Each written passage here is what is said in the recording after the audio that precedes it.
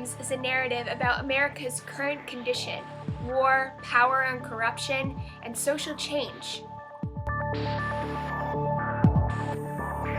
After District 13 tries to revolt against the oppressive capital and fails, the capital makes the remaining districts participate in the annual Hunger Games, which serves to remind them not to revolt again, but also as entertainment for the ruling elite. The Hunger Games reflects the Roman gladiators, who were usually slaves forced to duke it out by the upper class in an arena to the death. The gladiators created a grand public spectacle where thousands would come together to watch what was essentially a live murder. The spectacle was on its surface for entertainment, but it also had the purpose of reminding people who was in charge and to keep them bowing to the powers that be. This mechanism is one way that corrupt people have preserved their power. They make people too scared to fight back.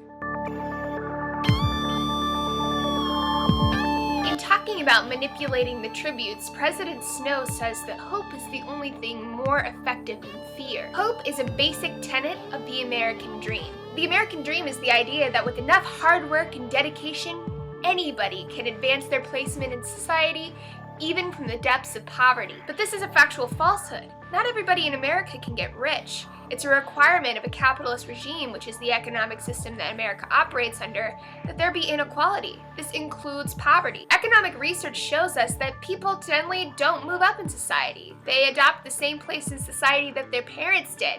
Those who do go from rags to riches are a statistical anomaly. People buy the lie that if you work hard enough, you will win at the American game. But in reality, there's only one winner. Not only that, but there are other forces, symbolized by the capital imposing the fire and those crazy dog things, that come in and can change your circumstances. But the American dream is a capitalist staple because it offers people hope. Hope keeps them working harder than fear would. By giving you a little hope that you'll win the Hunger Games, it keeps you fighting hard and putting on a good show, even though the odds are you're probably gonna die, no matter how hard you work.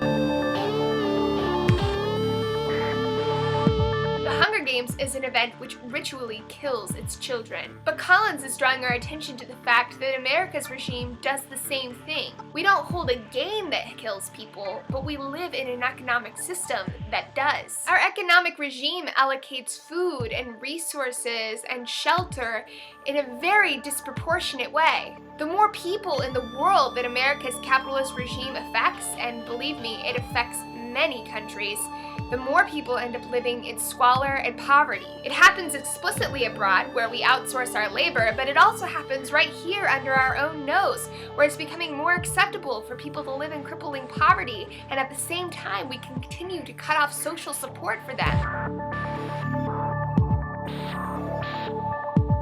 The Hunger Games seems to be a big metaphor for injustice and corruption. What would happen if all of the tributes refused to kill each other? What would happen if all of the districts rose up and revolted together instead of just the one?